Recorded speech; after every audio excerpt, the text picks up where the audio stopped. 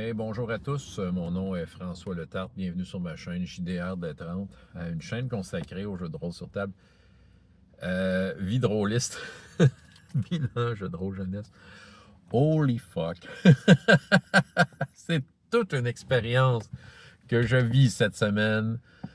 On est dans les dernières games, chacun leurs aventures, mais parallèlement à ça, il y a l'histoire de l'Arbre d'Or, une religion nouvelle qui s'est installée dans le monde d'RPGS et qui potentiellement a à sa tête une déesse en devenir. Et là, c'est carrément deux en deux, mais je m'attends à ce que ça se décuple. C'est toute une expérience sociale que je vis là. Hier, la game, ça finit en PVP. Du monde du côté de la déesse, du monde qui sont opposés à travers les joueurs. Et ça, malgré qu'ils sont vraiment dans la merde. Là, il y a un arrêt du temps qui a eu lieu. Mais reste que quand l'arrêt du temps va arriver, il y a encore du monde qui veulent leur péter à la gueule, qui n'ont rien à voir dans leur histoire. Mais aujourd'hui, c'était ça. Il y avait encore l'arrêt du temps qui avait lieu. Puis là, il s'est fait deux camps. Ceux qui sont du côté de l'Arbre d'Or et ceux qui ont décidé de s'y opposer. Deux personnages sont quand même du côté de l'Arbre d'Or, ce qui fait que c'est des elfes qui ont des pouvoirs infinis quand tant que l'Arbre d'Or est comme là, actif. Le problème, c'est que l'Arbre d'Or est en train de se faire hacher par le nain du groupe qui reste un peu une négarite, l'espèce de substance divine qui annule la magie. Il a annulé la magie de l'arbre pour le couper, ce qui fait qu'eux autres, c'est intermittent leur pouvoir. Mais à travers ça, il y a du monde qui essaie de les arrêter. Écoute, ailleurs dans cet endroit-là, mais quand même hors de l'arrêt du temps, t'as le prêtre du groupe qui était dans l'Arbre d'Or. Mais maintenant, il se posait des questions. L'Arbre d'Or, c'est quoi cette affaire-là? Là, il est comme pas. C'est pas con. Il est pas con, comment dire, convaincu, puis il a décidé, moi, je veux plus rien savoir de l'Arbre d'Or. J'ai fait faire un test un moment donné d'intelligence, juste peut-être pour faire un petit infodome, dépendant le jeu qu'il y aurait à avoir, parce que peut-être qu'il n'y aurait rien eu. Mais là, j'ai donné un indice. J'ai dit, hey, écoute, quand tu as eu ta formation de devenir un prêtre, tu te souviens qu'il y a eu une réforme dans ta religion. Puis c'était la religion des dragons. Mais là, il y a une réforme, il y a un changement. C'est ça, il y a un changement de garde. Et on appelle, c'est plus juste Dragon d'Or, ça va aussi s'appeler l'Arbre d'Or. Là, il a comme compris que, OK, la religion pour laquelle c'était inscrit au départ, c'était peut-être pas celle-là. Fait que là, j'ai donné le livre avec tous les dieux. Il dit, hey, magazine donc ça là-dedans.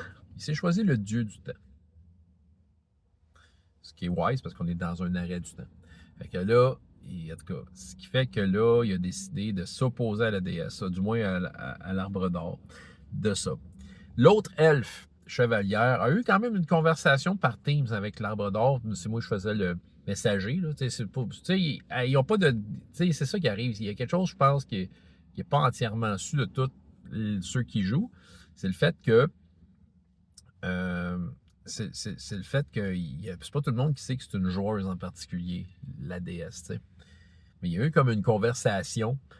Puis c'est moi, souvent quand je fais une conversation Teams, je vais comme un peu reformuler les phrases sans déformer le sens. C'est juste que des fois, tu sais, il y a peut-être, je considère que le personnage dans sa phrase a peut-être mis plus d'informations que le joueur m'a dit parce que des fois, le joueur sait pas tout, fait que je relis les points. C'est assez fluide. Mais là, la chevalière, je ne savais pas ce qu'elle a décidé. Elle a posé beaucoup de questions à la déesse. Puis elle a décidé que non, elle s'est posée à l'Arbre d'Or. Fait que là, c'était des arrêts du temps par-dessus des arrêts du temps, des libérations d'arrêts du temps. Ceux qui sont dans le dieu de la mort, j'avais décrit qu'il était dans un rêve avec le dieu de la mort, puis il dit, hey, moi je l'implore, c'est mon dieu, puis le dieu est parfait, mais il va avoir un prêt à payer. Fait que les autres, à travers le dieu de la mort, ils ont réveillé certaines personnes. Un des personnages, il a réussi à enlever la négarite de la main du nain, mais la négarite, n'étant pas affectée par la magie, est tombée. Puis il faut dire que là, c'est ça, la scène est arrivée au moment où le ventre du griffon s'était ouvert en métal parce qu'il se faisait manger par des diablotins en feu. En tout cas, c'est malade. Là. Fait que là, la négarite, pas atteinte par l'arrêt du vent, le fait que suit la gravité normalement, il se rend en bas. En tout cas, hey, écoute, L'arbre a été coupé, le Drakid l'a amené. Mais là, lui, un peu random, il s'est mis à attaquer un autre joueur. Puis il dit, ah, ben, moi, je peux commenter les deux. Ah là, c'était la zizanie. C'était du PVP. Je pense que la semaine prochaine va être consacrée à un peu parler du consentement nécessaire quand on embarque là-dedans. Dire, il faut rester sportif. OK. Il y a une autre affaire que j'ai réalisée, puis ça va peut-être mériter une vidéo complète, mais c'est, comment je pourrais dire, l'autre affaire qui est arrivée, c'est le fait que le PVP, c'est très moyen entre joueurs, déjà en partant, mais je trouve que les joueurs qui connaissent mieux le jeu vont dominer un PVP. Tu sais, un joueur contre joueur. Un JCJ. C'est ça. Parce que c'est ça, je m'aperçois que j'ai des jeux. Tu sais, parce que les deux personnages qui sont du côté de l'arbre d'or, c'est pas du monde qui, tu sais, comme on regardait étudier le jeu, là. Tu sais, c'est ça. Tandis que ceux qui sont, je te dirais, les plus fervents opposants, ils ont les livres à la maison de Chroniques oubliées. Puis, tu sais, une, c'est la chevalière, elle fait ses games de Chroniques oubliées. Tu sais, elle connaît le jeu, là. Elle est capable de rapidement trouver une info, dire, hey, moi, je fais ça. Ça, je pense que ça peut être un sujet intéressant. C'est très technique. Hey, écoute, je me sens quasiment mal. Mais c'est une expérience sociale qui est complètement délirante. C'est sûr que quand je vais faire le résumé de cette expérience-là, l'ascension de chimie, je vais en avoir des affaires à raconter parce que tu mets le pouvoir entre les mains des joueurs, mais de façon non équitable. Puis ils viennent complètement fous. Ils se tapent dessus. C'est déjà d'emblée, puis je prends un peu d'avance parce que je vais répéter des choses dans mon espèce de résumé, là. Mais je vous dirais d'emblée, je pense pas refaire ce genre d'expérience-là. Tu sais, circonstanciellement, je trouvais ça intéressant de le mettre en jeu puis de l'essayer. Puis, écoute, ben, c'est sûr, je trouve ça, comment je pourrais dire, une game, elle m'avait dit, c'est épuisant. Puis c'est pas parce que, puis là, écoute, je pense à la game où les joueurs étaient le plus attentifs et impliqués. Tout le monde avait de quoi gagner ou à perdre là-dedans.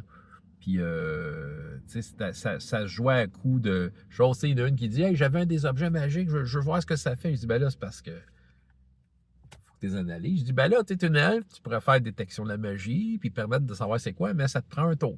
Tu sais, c'est comme elle perdrait un tour, savoir tel objet c'est quoi. Elle a décidé de ne pas le faire. Il y avait des duels de points de chance.